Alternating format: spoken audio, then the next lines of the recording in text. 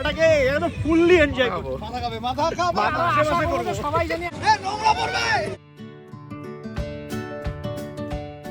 নমস্কার, সবাই কেমন আছেন? আশা করি সবাই খুব ভালো আছেন। আমিও ভালো আছি। আমি পিয়ালি, আমার নতুন একটি ভিডিওতে আপনাদের সবাইকে স্বাগত।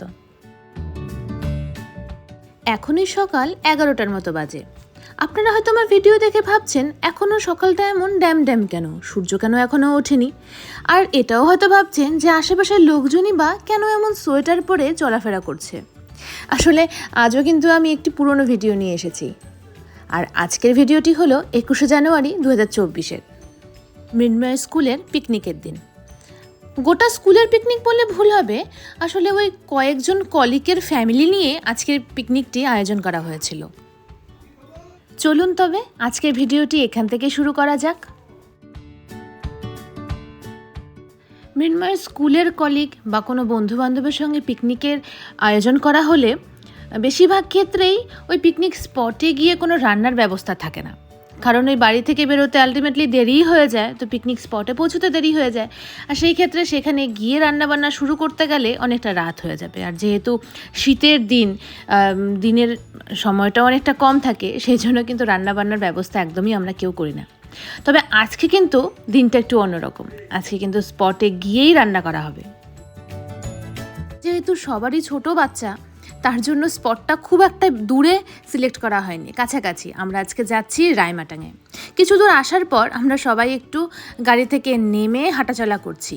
আসলে আরও কয়েকজন দাদা আসবে কি না তাদের জন্য অপেক্ষা করছি, তারা ঠিকমতো রাস্তা চেনে না।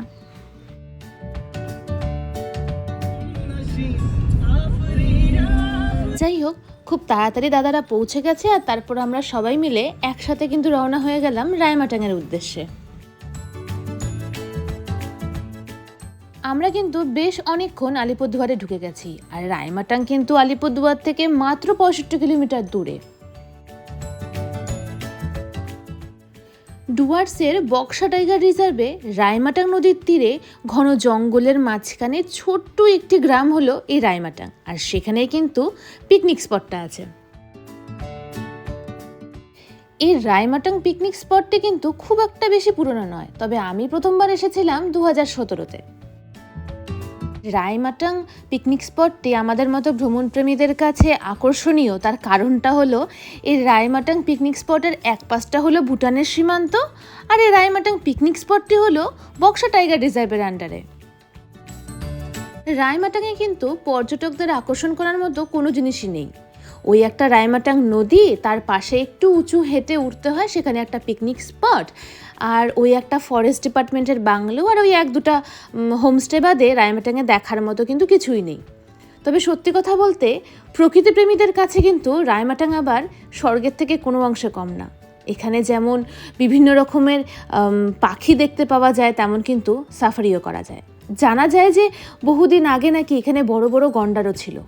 তবে 1892 থেকে 1904 সালের মধ্যে কোচবিহারের মহারাজার দ্বারা শিকার অভিযানে এখানে কিন্তু গন্ডার অনেক মারা হয়েছিল, তখন থেকেই গন্ডার এখানে কমে গেছে। তবে বর্তমানে মাঝে মাঝেই ওই লেপার্ড আর হরিণের দেখা এখনও মেলে। রাস্তায় কিন্তু আমরা ওই কালচিনিতে আর কি দাঁড়িয়ে একটু মোমো খেয়ে নিয়েছিলাম। মোমোটা প্রচণ্ড টেস্টি ছিল, আর জানেন প্রতি প্লেট মাত্র 20 টাকা করে, আমরা হাফ প্লেট করে খেয়েছিলাম, 10 টাকা করে ছিল। যাই হোক, তারপর আমরা কিন্তু কালচিনি থেকে বেরিয়ে রায়মাটাঙের দিকে না এসে ভুল করে অন্য রাস্তায় চলে গেছিলাম, একটা ব্রিজ পার করে। তারপরে ওই রাস্তা ভুলে লোকজনদেরকে জিজ্ঞাসা করে আলটিমেটলি কিন্তু আমরা পিকনিক স্পটে পৌঁছে গেছি। আর এখানে ওই গাড়ি প্রতি খুব মিনিমাম একটা চার্জ করে, সেটা নিয়ে আমরা এই যে পিকনিক স্পটে পৌঁছে গেছি। আর এই দেখুন না, দাদারা কি সুন্দর একটা ত্রিপাল পেতে দিচ্ছে, কারণ সব বাচ্চা কাচ্চা তো গাড়ি থেকে নেমে গেছে, এবার অনেকটা লেট হয়ে গেছে। তো প্রথমে এসেই কয়েকজন দাদা মিলে রান্না বসিয়ে দিয়েছে, আর বাকি দাদারা এই ত্রিপাল পেতে আমাদের টিফিনের ব্যবস্থা করছে। আমাদের স্পটে পৌঁছতে দুপুর 2টো বেজে গেছে, আর আশেপাশে পিকনিকের ওই লোকজনদেরকে দেখছি যারা পিকনিক করছিল আর কি, তাদের কিন্তু রান্নাও প্রায় অর্ধেক হয়ে গেছে, আর আমরা সবে টিফিন করব হয়ে গেছে বলে দাদারা 2 ভাগে হয়ে কয়েকজন রান্নার প্রস্তুতি নিচ্ছে, আর কয়েকটা দাদা টিফিন সার্ভ করছে। সবাই মিলে আমরা এসেছি, ভালো লাগছে। আর আজকের পিকনিকের সবচেয়ে বেশি এক্সাইটমেন্ট যদি কারোর থেকে থাকে সেটা হলো পিনাকিদার। আর এই যে পিনাকিদা হলো সবাইকে টিফিন সার্ভ করছে, আর এই যে শান্তনুদার ছেলে একটা একটা করে মশলা দিয়ে দিচ্ছে ওই বিপ্লবদার হাতে। আসলে বিপ্লবদা গাড়ি থেকে নেমেই মাংসটাকে ম্যারিনেট করার জন্য বসিয়ে দিয়েছিল, কারণ মাংসটা সবার শেষে হবে আর ওটা হতে যেহেতু সময়ও লাগবে, আর গ্যাস আমাদের ওই একটাই আনা হয়েছে, তার জন্য মাংসটাকে ওই ম্যারিনেট করে রাখা হচ্ছে। আবার এই পাশে রতিশদাকে দেখুন কি সুন্দর কফি বসিয়ে দিয়েছে, যাতে সবাই টিফিনের পরে 1 কাপ করে কফিও খেতে পারে। রান্নার প্রিপারেশন বাড়ি থেকে বেশিরভাগটাই করে আনা হয়েছে, মশলা করা, জিনিসপত্র ধুয়ে কেটে নিয়ে আসা, তার জন্য ওই দেরি করে আসাতেও আমাদের খুব একটা অসুবিধা হচ্ছিল না। যাই বলুন, আমাদের পিকনিকের আয়োজন কিন্তু একদম মন্দ হয়নি। জানেন, এই রায়মাটাংকে কিন্তু আমাদের ডুয়ার্সের সিক্রেট ভিলেজও বলা হয়ে থাকে। না, মাংস তৈরি হয়নি, জাস্ট ম্যারিনেশন করা হয়েছে। দেখে মনে হচ্ছে না একদম তৈরি হয়ে গেছে। এবার পিনাকিদা ডাল রান্না করতে যাচ্ছে। আসলে সব দাদারা মিলে আয়োজন করছে তো রান্নার। পিনাকিদার আনন্দ এতটাই বেশি যে পাত্রটার নিচে যে এত নোংরা আছে সেটা না দেখেই সমস্ত ওই ডাল কড়াইয়ের মধ্যে ঢেলে দিচ্ছিল। যাই হোক, সেটা পরে ওই শান্তনুদার ওয়াইফ মানে হলো বৌদি সমস্ত সামলে নিয়েছে। ঠান্ডা লাগছে, আমরা সুন্দর করে এখন কফি খাবো। হ্যাঁ, অসাধারণ মেনু করেছে আমাদের রতীশ পণ্ডিত স্যার।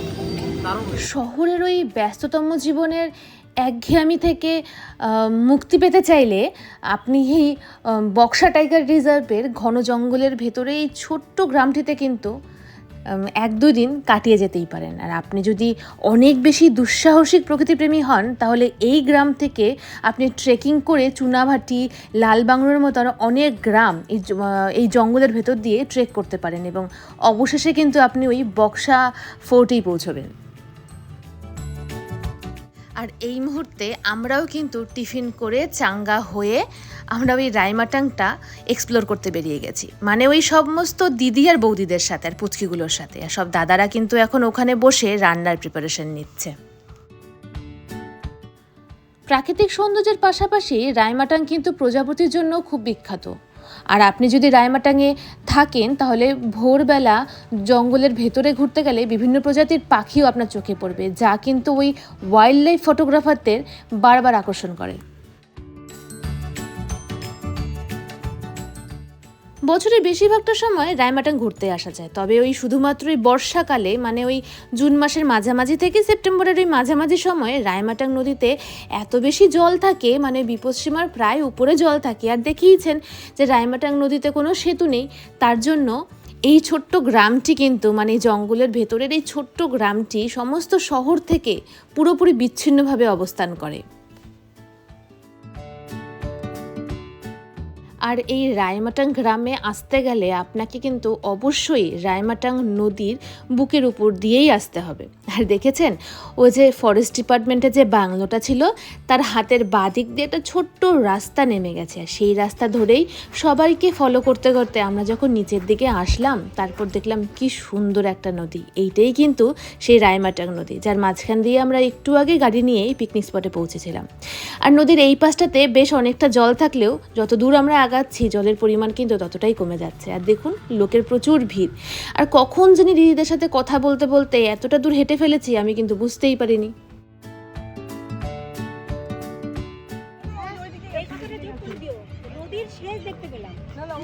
জল নেই বলো, এটা কিন্তু একটা খুব ভালো জিনিস, মানে আজ পর্যন্ত দেখিনি যে জিনিসটা একটা নদীর শেষ। যুথিকাদের আবদার ছিল যেন আমি এই ভিডিওতে অবশ্যই ভয়েস ওভার দেওয়ার সময় এই কথাটা বলি যে আমরা কিন্তু নদীর শেষ দেখতে পেরেছি। আসলে আমরা যে রাস্তা দিয়ে নেমে আসছিলাম নদীতে তখন জল থাকলেও এই যখন আমরা পিকনিক স্পটের সামনে উঠবো সেই জায়গাটায় এসে দেখলাম যে জলটা প্রায় শুকিয়ে গেছে। তার মানে ওই এই মুহূর্তে বলা যায় যে নদীটার শেষ দেখলাম।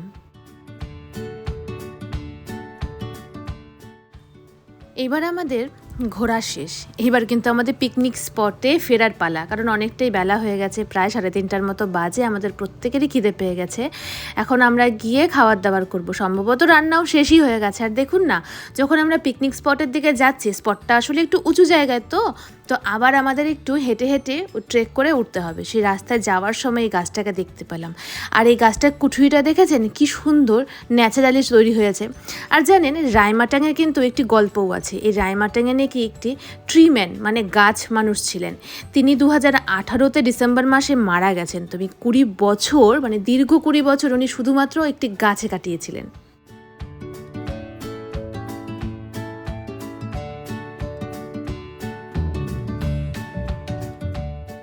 বেশ অনেক বছর পর পিকনিকে এসে এইভাবে ঘুরে ঘুরে সে জায়গাটা পুরো দেখলাম, ওই একদম ছোটোবেলার মতো। ছোটোবেলায় তো এরকম প্রায় করতাম। যাই হোক, স্পটে পৌঁছে যুথিকাদি কিন্তু গাজর কাটতে বসে গেছে, মানে ওই স্যালাড কাটতে।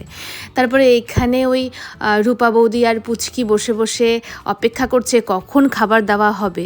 আর এসে দেখি কিন্তু মৃন্ময়দের রান্না প্রায় শেষ। পুচকুর আবার খিদে পেয়ে গেছিলো। এই দেখুন আমাদের আলটিমেটলি মাটন কি সুন্দরভাবে তৈরি হয়ে গেছে, আর খাবারও কিন্তু পরিবেশন করা শুরু হয়ে গেছে। প্রথম ব্যাচ বসে গেছে, তবে আমি তো ওই মৃন্ময়ের সঙ্গে বসবো, কারণ আমি তো সব খাবো না, সেটা আবার মৃন্ময়কে ট্রান্সফার করব। আর আমি খাবার ফেলতে একদম পছন্দ করি না, তার জন্য আমি মৃন্ময়কে দিয়ে দিই। আমি যা না খাই তা সব মৃন্ময়কে দিয়ে দিই, আর মৃন্ময় তো সব খেয়ে নেয়, কিছুই ফেলে না। যাই হোক, এখন এই গরম গরম মাছ ভাজা চলছে। আমি যেহেতু একটু কড়া মাছ ভাজা খাই, তাই বাপ্পাদা আবার আমার জন্য একটু কড়া করে স্পেশালি মাছও ভেজে দিচ্ছে। এখন আমাদের মাছ হচ্ছে, এটা লাস্ট আইটেম। হ্যাঁ, অলরেডি সবাই খেতে বসে গেছে। যারা আসনি খুব মিস করেছো। সবাই যারা আসনি সত্যি খুব মিস করেছে। আমরা এরকম পিকনিক বছর বছর করব এবং সবাইকে আরো আশা করব সবাই জানি আসে। আমাদের স্কুলের সব ফ্যামিলিকে নিয়ে এরকম করতে চাই আমরা। সত্যি খুব সুন্দর পিকনিক হচ্ছিল আজকে। আর এই যে সবাই খাওয়া দাওয়া করছে, আর রান্না নাকি খুব ভালো হয়েছে। দাদারা সত্যি প্রত্যেকে খুব ট্যালেন্টেড। যেমন সুন্দর করে ওরা স্কুল সামলায়, তেমন সুন্দর করে কিন্তু আজকের রান্নাটাও সামলিয়েছিল। তা আমাদের যুথিকাদি ওর হাজবেন্ড এসেছে সীমান্তদা। হ্যাঁ, খুবই খুশি আমরা চাইবো যে ভবিষ্যতে আমাদের সমস্ত ম্যাডামরা এবং সমস্ত টিচারদের ফ্যামিলিকে নিয়ে আমরা এরকম একটা ছোটখাটো পিকনিক মাঝামাঝি হতে থাকুক, আমরা সবাই খুব খুশি হব। এখানে পিকনিকে এসে খুব ভালো লাগলো। হ্যাঁ, বিশেষ করে কোনো কিছু কাজ করতে হয়নি, শুধু ঘুরে ঘুরে বেরিয়েছি। হ্যাঁ, খুবই ভালো লাগলো। সবার খুবই আন্তরিক ব্যবহার। আমি ভবিষ্যতে আরও আসতে চাই। ইনফ্যাক্ট আমি এতে সবাইকে ঘুরতে নিয়ে গেছিলাম, পরে দেখলাম যে ওরাই আমাকে ঘোরাচ্ছে। তাই এখানে সবসময় তাই হয়, এই স্বাভাবিক আর কি। আপনার পর আমাকে না দেখে আশেপাশে জিনিস দেখুন, আরও ভালো লাগবে। হ্যাঁ, সবাই মিলে খুব সুন্দর একটা এনজয়মেন্ট হলো, আনন্দের সাথে উঠতে গোটা দিনটা কাটালাম। এখন খাওয়া দাওয়া হয়নি। আমরা যে মাঝখানে চলে গেছিলাম, তোমাদের তাতে কেমন মজা হলো? মজা তো অন্যরকম ভাবে আমরা মজাটা নিয়েছি, ঠিক আছে? সেটা বলা যাবে না, বলা যাবে না, ওটা একদম। তখন তোমরা কেমন মজা করলা? আমরা খুব ভালো মজা করছি। আমরা রান্নাটাকে একদম ফুললি এনজয় করছি। Super, just super. তাছাড়া আমাদের আজকের মেনু সেট করেছেন আমাদের অ্যাসিস্ট্যান্ট হেডমাস্টার মশাই বিপ্লব কুমার মহন্ত। প্রথমে ভাত ছিল, পাঁপড় ভাজা ছিল, মাছ ভাজা ছিল, কাতলা মাছের, পাঁঠার মাংস ওনার জন্যই হয়েছে, কারণ আমরা বলছিলাম সবাই চিকেন হোক, কিন্তু না, প্রোগ্রাম হিট করতে গেলে অবশ্যই পাঁঠা বা খাসি দরকার। সাকসেসফুলি ডান। তার সাথে আজকে থেকে পিনাকি, আর একটা কথা বলি, পিনাকি কোনোদিন রান্নাঘরে যায় না, সেটা প্রমাণিত হয়েছে। কিন্তু আজকের থেকে পিনাকি রান্নাঘরে যাবে এবং পারবে। আজকে আমি সুন্দর পাঁপড় ভেজেছি, এটাকে বিশ্বাসই করেনি ওরা। ঠিক আছে।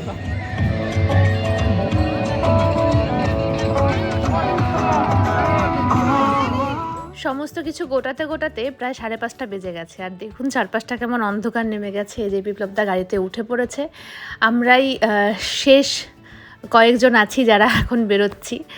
বুঝতেই পেরেছেন আশা করি যে আমরা পিকনিকে ঠিক কতটা মজা করেছিলাম। যাই হোক, আমরা কিন্তু অনেকটা ঘুরে ঘুরে রাজা ভাতখার ভেতর দিয়ে এসেছি। আর এখানে ওই একটা চায়ের দোকানে সন্ধ্যার চাটা খেয়ে তারপর কিন্তু আমরা সোজা বাড়ির পথে।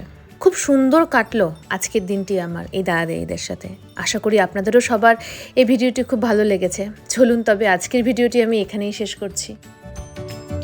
ভিডিওটি যদি আপনাদের ভালো লেগে থাকে তাহলে অবশ্যই একটা লাইক, কমেন্ট ও শেয়ার করে দেবেন। আর আপনারা যদি এখনও আমার ইউটিউব চ্যানেলটি সাবস্ক্রাইব না করে থাকেন তাহলে ইউটিউবে গিয়ে অবশ্যই সাবস্ক্রাইব করে দেবেন। আপনারা ভালো থাকবেন, সুস্থ থাকবেন। আপনাদের সঙ্গে আবার দেখা হবে অন্য কোনো দিন পরের একটি ভিডিওতে। ততক্ষণের জন্য আপনাদেরকে সবাইকে টাটা।